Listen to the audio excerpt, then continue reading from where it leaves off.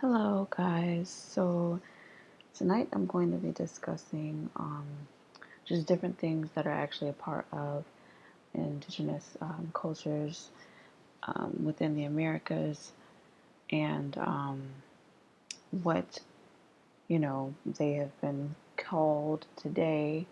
A lot of it, just being called ghetto or black or any other type of derogatory terms. But I'm actually going to be pointing out the fact that a number of these things are indigenous, and I'm really going to do that all throughout this channel. Um, all throughout the history of this channel, I'm just going to be doing videos where I'm pointing things out. Um, because it's important that we make that connection in order to connect back to your people and who you are and where you come from, as opposed to, just believing it's something negative or it's something bad because it's different. And, growing up, especially like myself, in a predominantly European community to where, you know, things that are part of your culture are looked down on, and you're made to feel as though they are not, um, as though you're backwards for them. So, this is just me pointing out things that are a part of our cultures and has always been a part of the cultures here throughout the Americas, um, especially Southeast, Central America, South America. So, all right. So this first image here, look at his stance. Like, of course, this is an artist depiction. This is an artist depiction of an Indian man. But even with that, like, when you just look at his stance. So this is called An Indian War Chief Completely Equipped with a Scalp in His Hand. It's by George Townsend, um,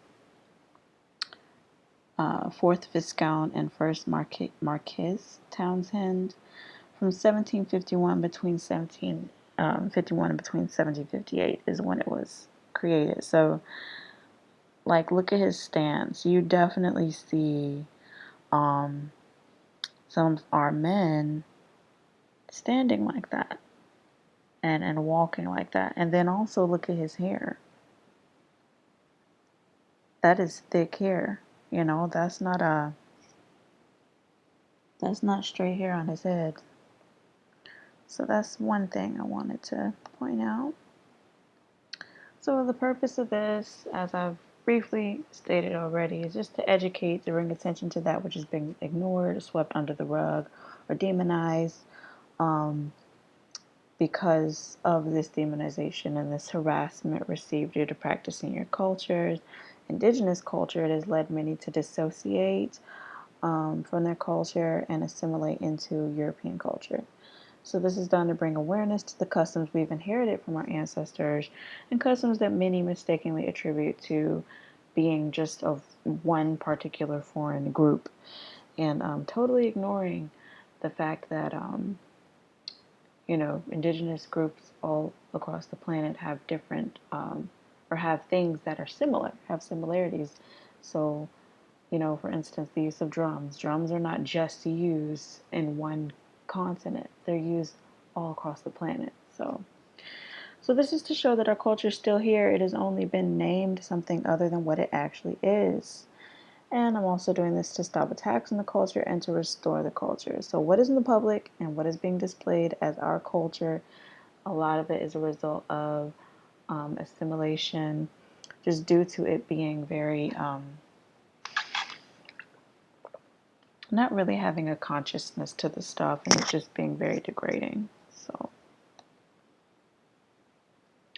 okay, so I felt the need to put the definitions in here so people can understand where these terms come from, what they mean. So, ghetto, formerly a street or quarter of a city set apart as a legally enforced residence area for Jews. That's from the Britannica dictionary, or whatever the name of the book is called. It's called Britannica. It's a section of a city, especially a thickly populated slum area inhabited predominantly by members of an ethnic or other minority group, often as a result of social pressures or economic hardships. Okay, So what is black? A color, or some people say it's not a color.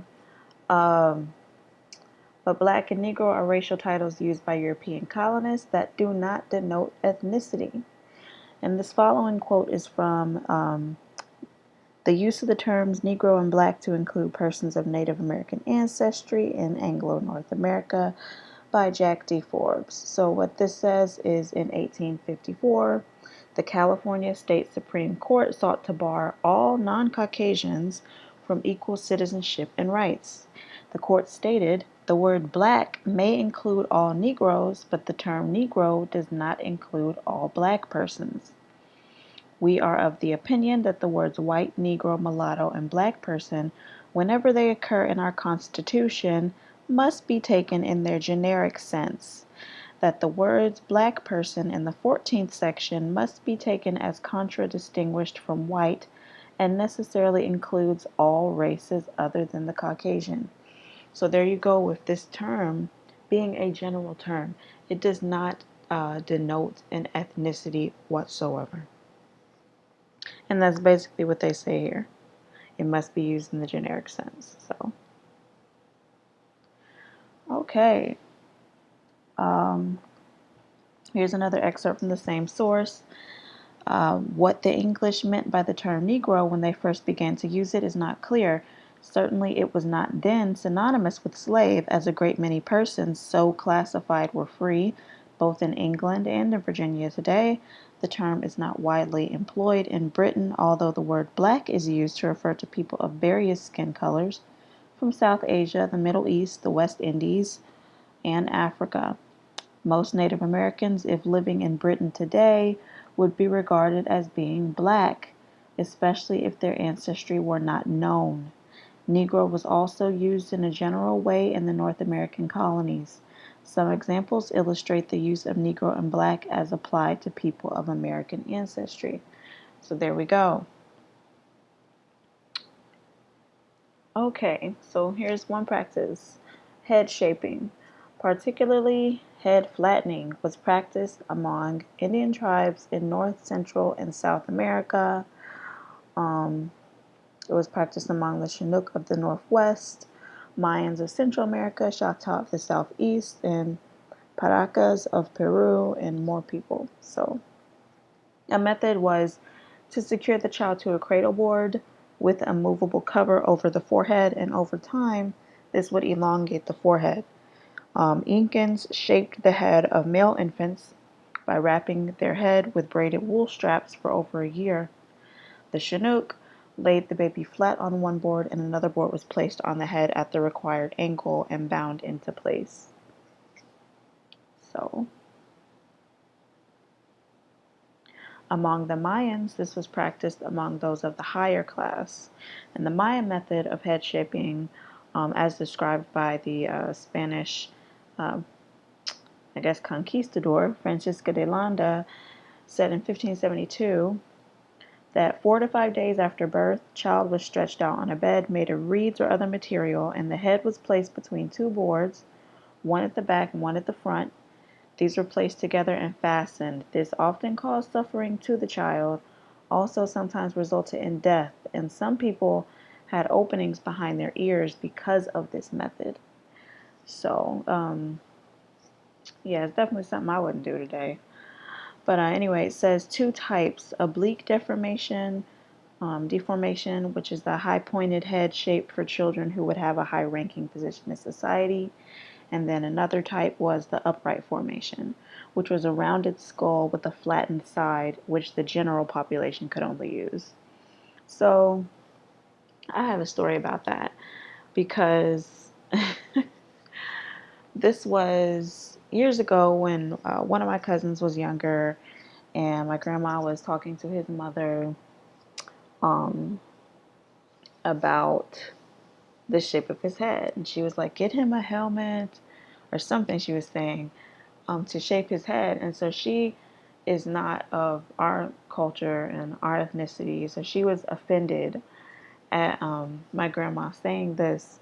But again, that's just something that's part of the culture that people do, to shape the children's head. I'm not saying do something to the extent that some of these tribes did, but shaping of the head was a practice. And so that's why I wanted to share that little story, because she didn't understand it, because she's not from, our culture. She's not of our ethnic background. So she was offended by my grandma saying that, but my grandma was just trying to help her out. Anyway, so this is a drawing of a Chinook Indian woman and child. And so as you can see, her head is flattened.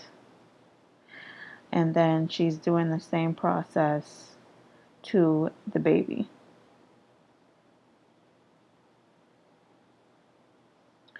This is an elongated Mayan skull from the Classic period.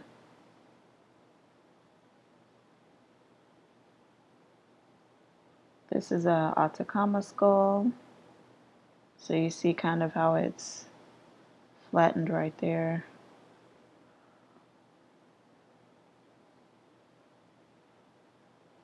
Now, ball games. So ball games were not invented by a European man. Basketball comes from America. Olmecs, Mayans, Toltecs, Aztecs, even the Taínos, and probably more tribes played ball games. Balls are made of rubber, just like what is called the basketball today. Among the Mayans, it was known as poctapoc, and it was also called pits. Aztecs called it xlaxli. I don't know if I pronounced that right. And in parts of Mexico, it is still called ulama, and the Taínos called it bate.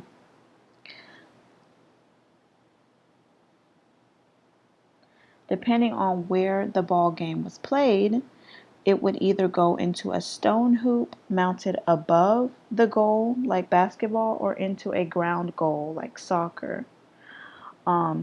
Two opposing teams would play by using their hips, elbows, and knees to pass the heavy rubber ball down a court, and neither the hands, feet, nor head were used. So it was a very extremely athletic game, more so than basketball today. And among the Mayans, games were used to settle disputes and avoid costly wars. So some games ended in ritual sacrifice of a person, and games were also played during religious festivals. And it takes me back to when I was reading about this. It took me back to that scene in the movie Big Mama's House, where there was an issue between two different people. It was between Big Mama's grandson and then this guy at the public basketball court who had been bullying him. And so Big Mama was like going off at the dude who had been bullying her grandson, and she was like, you know what? Let's settle this. Let's do this. And they start playing basketball. So it just reminded me of that. So that's just another example of how things were settled, how we did things. Same thing, hasn't changed. So we have not lost all of the culture. We have mostly lost the consciousness of it. And basically what the colonists did was wipe away your memory, your indigenous consciousness, and are using your culture for their benefit. So, okay, among Aztecs, the court was generally the shape of an eye and was 100 feet to 200 feet long. Along the side of the court were spectators, nobles, and judges, just like those who attend basketball games today when you see the pictures of the athletes sitting in the stands, or the celebrities sitting in the stands and everything. The structure would include skull racks, which had a base with upright wood posts and bars that ran from one post to another and were adorned with skulls of those who were sacrificed. So I'm assuming that this is what they are talking about. It has the skulls here. And then these is basically the stands that people would sit in. Players would wear deerskin guards for chin, hips, thighs, hands, and cheeks, but would still end up bloody and bruised at the end of it, because they couldn't use most of those body parts anyway. So it was very intense.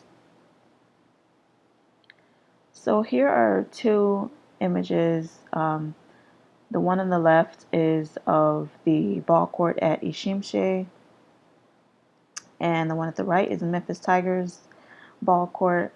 So I posted these images to show that colonists do not create anything new. They just bastardize that which indigenous people already have. They take it, a lot of times twist it up and things of that nature. They take it and parade it off as their own, and it's just like, no, it's not your own. We have a culture too. So same same thing. Just this, it's just from different angles here. Different angles. Okay, so these are depictions of the Maya Pok game. Artistic depictions. See the headdress, the elaborate headdresses.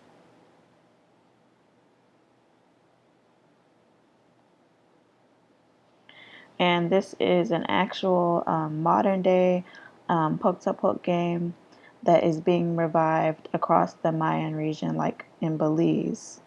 So there's descendants who are uh, reviving this game actually. And so they got the headdresses on too.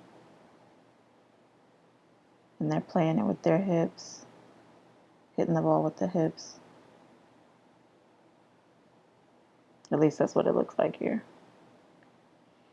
Okay, so the Arawak Taino called their ball game Bate. That's also the name of the circle. The ball is called Batu. Ball games will be played in the Bate here, which is also the name for the space in which the ceremonies were held. This is an image from the Caguana Indigenous Ceremonial Park in Puerto Rico.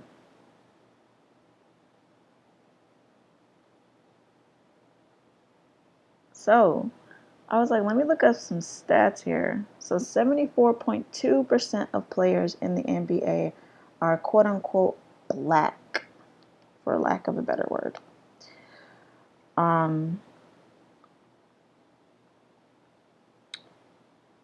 The hidden truth is most of these players are more than likely indigenous to the Americas.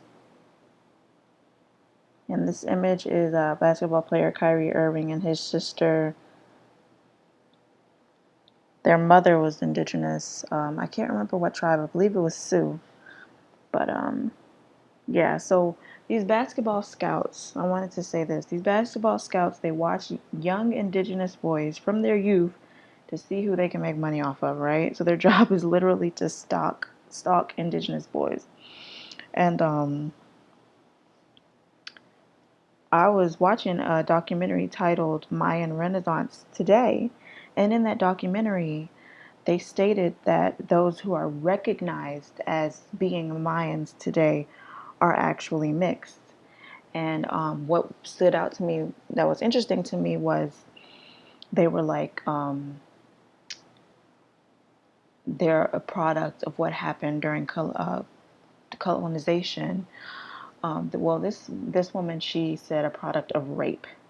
She said the Mayans of today are products of rape, like the African Americans.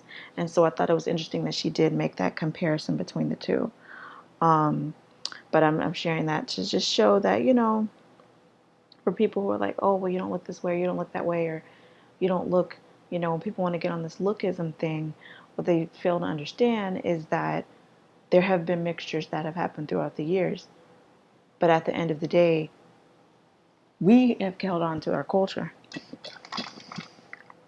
We may not call it what it was, but we have held on to parts of the culture. So, yes. But yeah, Kyrie Irving's mother was Sue.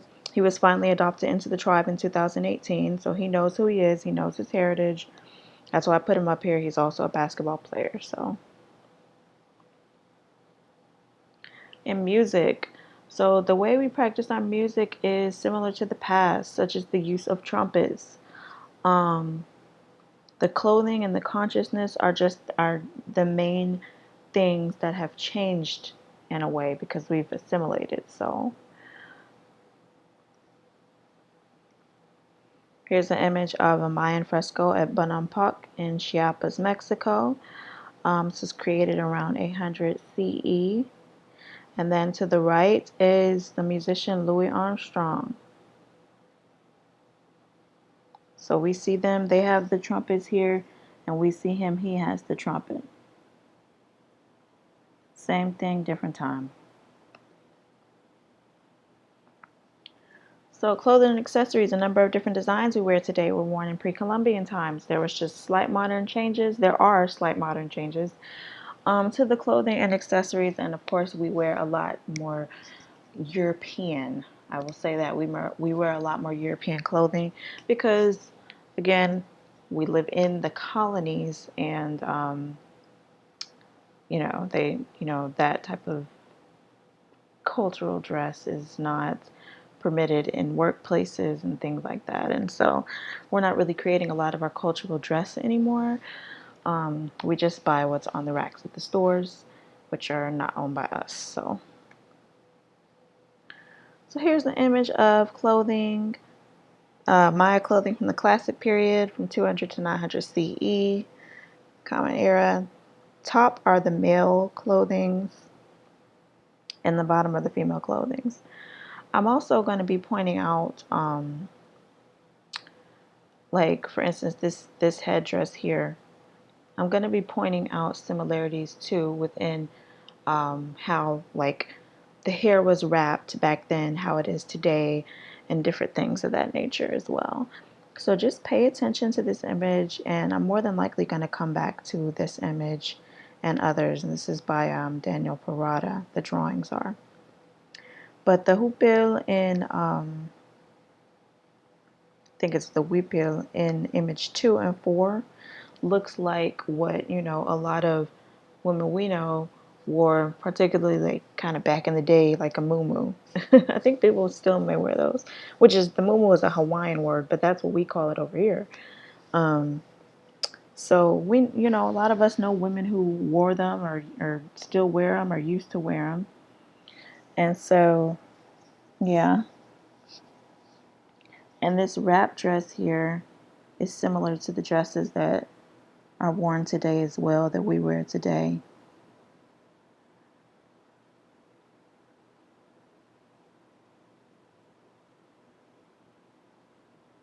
And so it looks like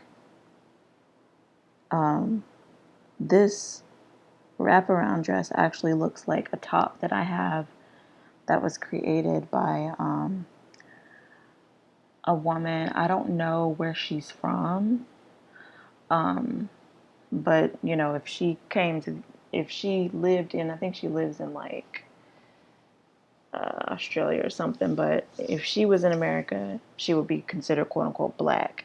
But she made a top that looks almost identical to this, and I purchased it a few years ago. It's really cute. But this is like another wrap dress, basically. So we're still wearing similar things. It's just a lot of European influence and European things. But you may see a little bit of similarities within the clothing of today and within the clothing of the past.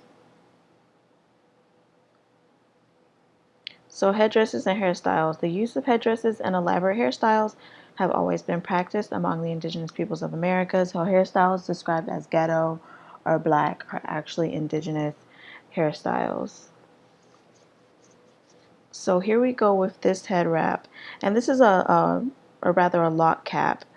And the man in this image is the same cap that is worn in image 7 of the man in the Maya clothing drawing. And I'm gonna go back to it. I'm gonna go back to it. Here it is right here. Same cap. Okay. And these are drawings of what the Mayans wore that an artist did. Same exact cap. Same exact cap. And then here we have Beyonce here. And look at the hats that her and the dancers are wearing. It's the same hat that the man wears in image 5 of the Maya clothing drawing. Let me go back to it. Here it is. Same exact hat. So a lot of times, like I said, we do stuff without necessarily being consciously aware of it. I'm not sure if Beyonce was consciously aware of it. But yeah. This is a 6-foot tall limestone pre-Hispanic goddess sculpture, or what the farmer who found it believes it to be a goddess sculpture, of a Mesoamerican woman found in the Huastec region of Mexico. And so this is Lisa Left Eye Lopez. She has the, looks like some type of wire that's wrapped around the hair to elevate those ponytails above the head. And it's the same thing in this statue. Then we have Raven Simone. This was when she was in the movie Xenon, the Disney movie. And she has the same thing going on. These hair wraps elevated above the, to elevate the ponytails above the head. Same exact thing. Same exact thing with this image of the brat. Same exact hairstyle of the Huastec pre-Hispanic goddess sculpture. So again, you keep the culture, though you may not remember who you are. You may call yourself what, colonists have called you, but you're still practicing parts of your culture without being consciously aware of it. So these are some more images here. So these are some church women. You can see that feather, the one in the center. See how she has the large feathers?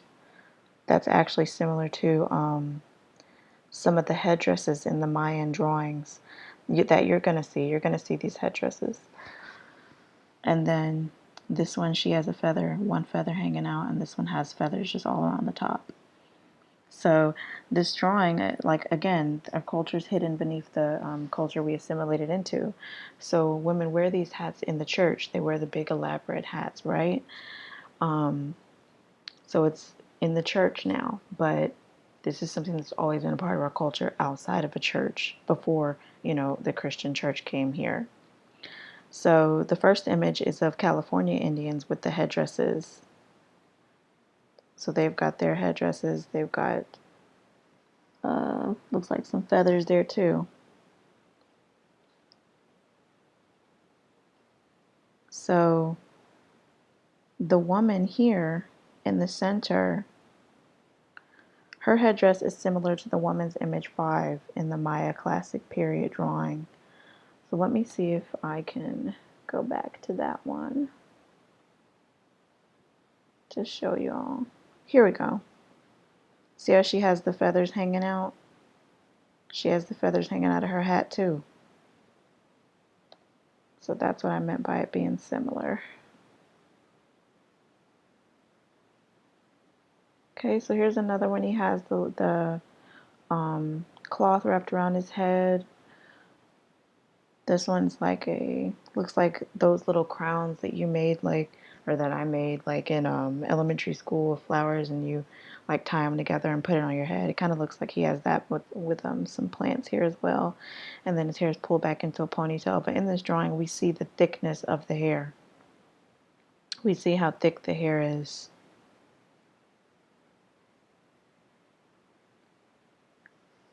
And this is inhabitants of California as well. We see the paint on the face as well.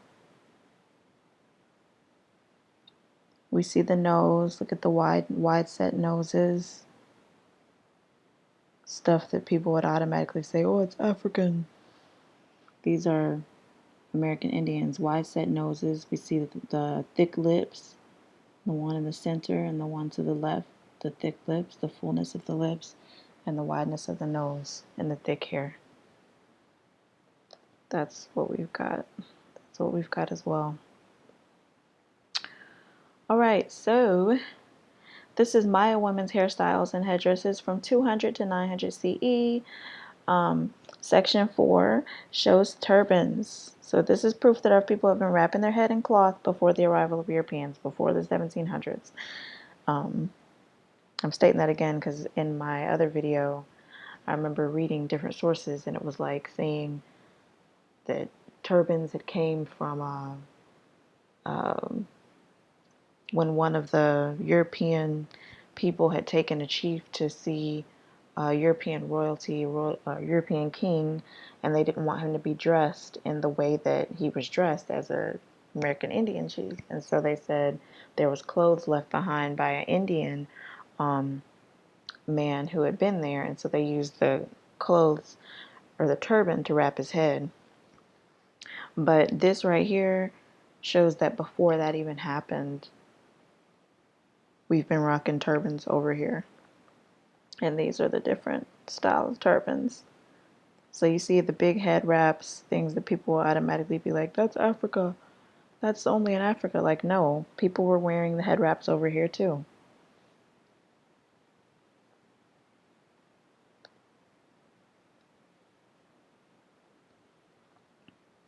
So these are some images of hairstyles, obviously, that people remember these type of hairstyles, okay?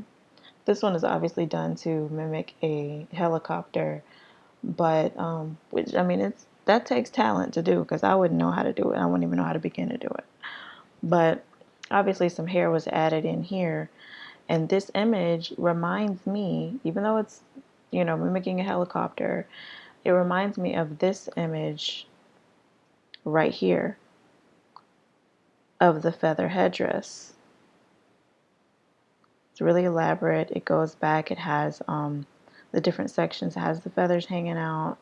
Just the shape of it, it really reminds me, to me, it's similar to this hairstyle here. And then here's another one. It's set up very high. Obviously, there's extra hair and some other things added in here, but it's extra high. And it's like different wrappings around the hair in like different sections, multiple things added in. Similar to this, similar to these headwear, head styles, headdresses, where they extend up very high, wrapped in different plants and feathers and things of that nature. Similar, very similar things. And this form of artistry is also seen in hair shows. So, yes, yes, yes, yes. So we do elaborate things with our hair and with the hats. And this was common, and it still is common among the indigenous people of America. And that's what I am pointing out. It's still done. This is an image of Rihanna. Her hair is wrapped. Let's go back to that other image. Here, the woman's head is wrapped.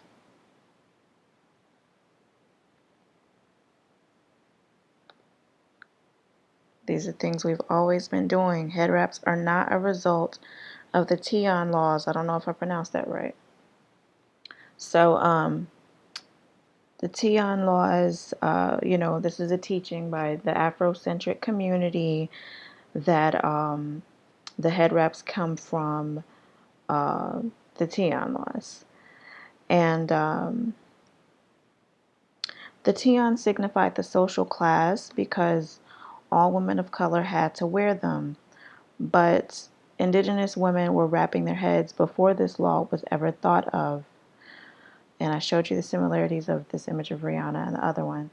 But these laws were enacted by Louisiana Governor Esteban Rodriguez Miro that required so-called black women in New Orleans to wear a tian, which is what they call the headdress or scarf that completely conceals the hair. So the laws were enacted due to jealousy that Caucasian women had of the so-called black women because their husbands, the Caucasian men, were drawn to the black woman's beauty. So what they did was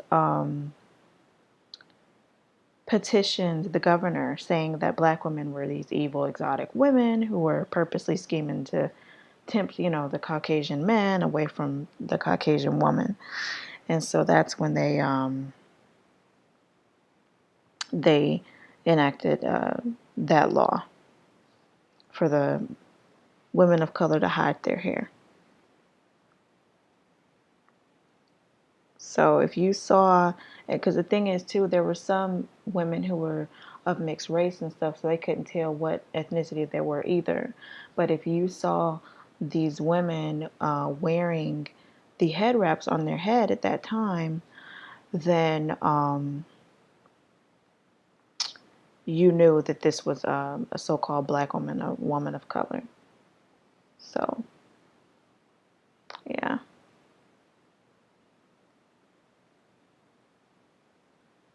So more headdresses and hairstyles. Image 1, Janelle Monáe's hair is similar to image 7 of the Maya women hairstyles and headwear classic period. Let me go back to that to show you. This image is similar to image 1 under that same section. So let me go back here. And I also want to say people with very thick hair band their hair to elongate the hair, because when you have very thick hair, it tends to draw up very small if it gets wet. So banding was used to elongate the hair, just as it's still used by us today. And also to keep the hair from matting.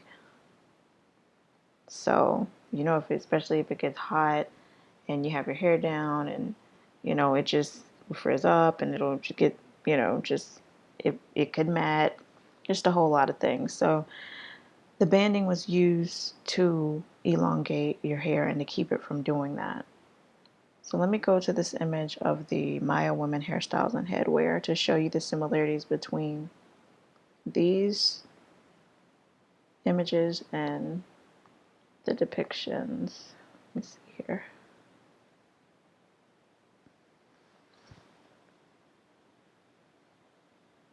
So here we go. Hair ties. See how the hair is tied right here? The hair is tied right here. Same thing. Same thing. Okay, these are drawings from the late pre-classic Maya female hairstyles, circa 100 BCE. So we see again elaborate hats. We see some face painting in these images, flowers.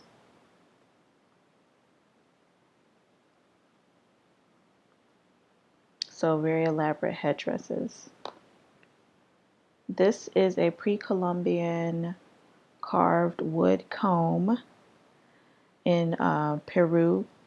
Shimu says so, or Shim, is that Shimu or Shimli? Shimu, I think it is. So this is the same style of what we would call a hair pick.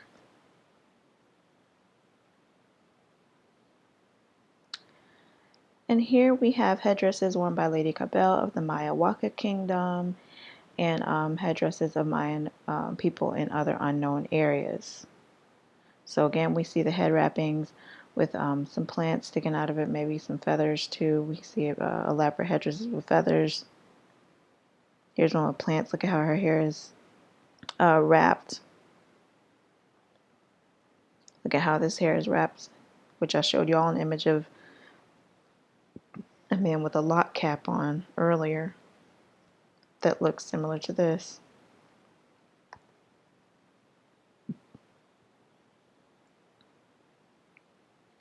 Okay, so these are Aztec women hairstyles. And at the bottom, we see, the teeth are painted red. And Aztec women in ancient times dyed their teeth either black or red. And those are my two favorite colors. So that's how I know, that's one sign that I know I got some Aztec ancestry.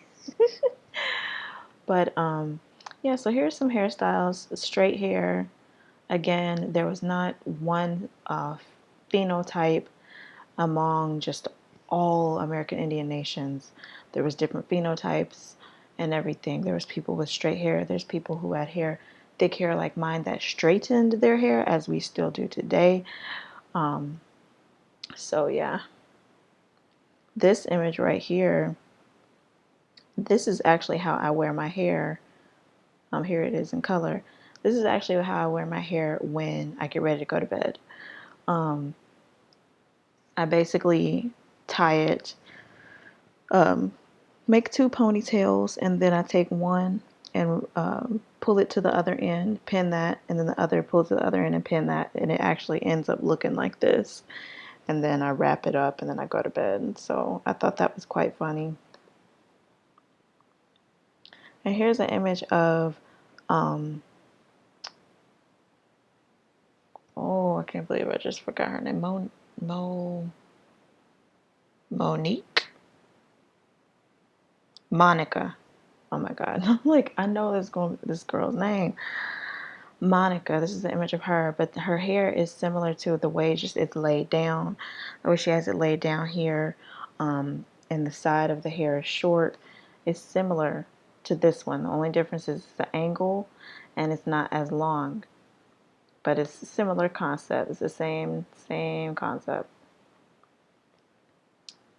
So here again is the image. We got some more hairstyles. Now these are some Aztec men hairstyles at the top here. So we see some parts of the head are shaved while ponytails are left. We see some straight here, and then we also see hair held to the top as a top ponytail, like half of mohawk with the rest hanging down. We got here some feathers that were added into the hair. So this is similar with the hair at the top. That's similar to this hairstyle. This hairstyle is similar to these, where you got the hair at the top, you got the bangs. Only difference is hers is just like there's no hair hanging except for the bangs. Everything else is pulled up into a bun. And this is a mummy from Chalchilla culture near Nazca, Peru. And so many of the mummies that were found in this area had locks. And I don't really like, posting images, but this is a proof like image. And so I was just like, let me put it in here. But I really don't like mummy images, to be honest. So hairstyles recorded in conquistador records. The hair was so long and so matted that it could not be separated nor disentangled. And so this was said by conquistador Bernal Diaz in Victor's and Vanquished Spanish and Nahua Views of the Conquest of Mexico by Stuart B. Schwartz. So that goes to show you they had thick hair, to where their hair could mat like that. It was thick, very thick. And so this is how Aztec priests wore their hair when younger children of the higher class entered religious schools. They let their hair grow, so it was no longer shaved, which was frequent among little kids. It was no longer shaved. It was allowed to grow, and they did not cut it until they left the school. But if any student who chose to become a priest, if they became a priest, then they just didn't cut their hair at all. So, and in the Aztec codices, it says that the priests would let their hair grow long and curl around itself. So if it's curling, it's more than likely thick hair. So clearly, these priests had thick hair. So this is a depiction of, you see the locks here. This is a Mayan stele, and we see the locks hanging down. And a stele is a wooden or stone slab that was erected in ancient times, just in case y'all don't know. And so here we got some hairstyles today of some locks. Same thing. We got more hairstyles here of the Maya in unknown areas. But these are more hairstyles and headwear.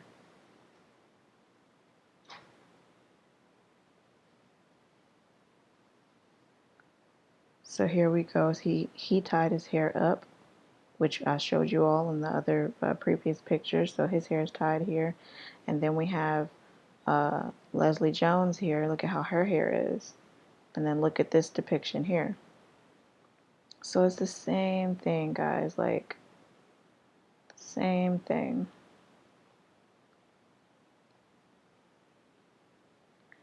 And then, last but not least, Hollywood depictions of Mayan hair. So this is an image from the film Apocalypto, which was about the downfall of the Mayan Empire, or about the Mayan Empire when it was, beginning to collapse. And in this film, they show some of the different hairstyles worn by Mayans. And you have to look at the hair texture, too, in these wigs. So look at that. For the hair to be like that, it's thick. Thick hair. Same thing here.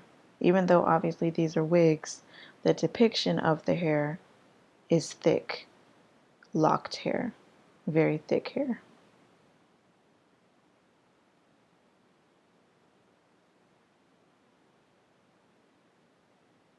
We see some beads in there too. So we know we wear beads in the hair. And so here's another depiction. If he had thick hair, I feel like that would be more fitting for this type of hairstyle. Just because with the thick hair and having this type of hairstyle, it's not that difficult to keep up. So obviously this, his texture is more like, obviously what is depicted here. But I do believe that just from what I've shown you guys as far as sources, from what I've read and other research sources, the hair was thicker than this for this type of hairstyle to be worn. I'm pretty sure that whoever wore the hairstyle originally had thicker hair. And this hairstyle is similar to the other images I showed you all previously of the comparison to the Huastec sculpture of the woman found in Huastec region of Mexico, and how their hair was, and how I compared the image of like Debrat and Raven Simone, and how that this is a similar type of hairstyle as that.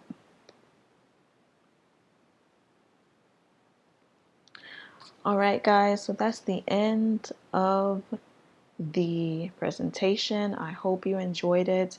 Get my book, Prayers, Musings, and Poetry for Indigenous People Living Under Colonial Rule, on Amazon. It is new. I just released it on the 13th, and I'm really excited about it. Like, it was a very emotional thing for me to write this book. So definitely check that out. Check out my Attic Indigo shop for t-shirts, apparel with a message, and also check out my shoe line Kaona. All of the links are in the description box. I hope you enjoyed the video. If there's anything else that you've noticed that we practice of today and our ancestors practiced back then, feel free to comment that in the description box. And let me know your thoughts. Give it a thumbs up if you like the video. And have a great night, everyone. Bye-bye.